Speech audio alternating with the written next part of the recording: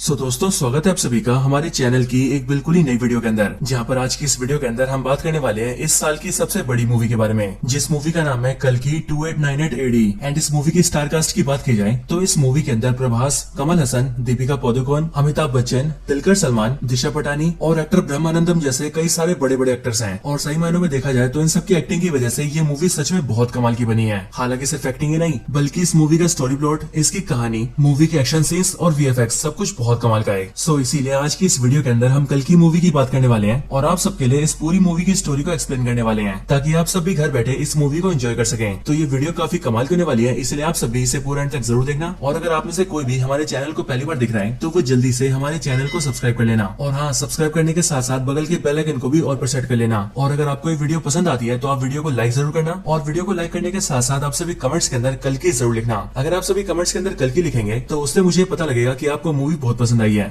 इसीलिए जल्दी से लाइक और कमेंट करिए। और अगर आपको वीडियो देखने के बाद वीडियो पसंद आती है तो उसे शेयर भी करिए। तो आइए अब हम इन सारी बातों को सेट करते हैं और आज की इस कमाल की वीडियो को स्टार्ट करते हैं।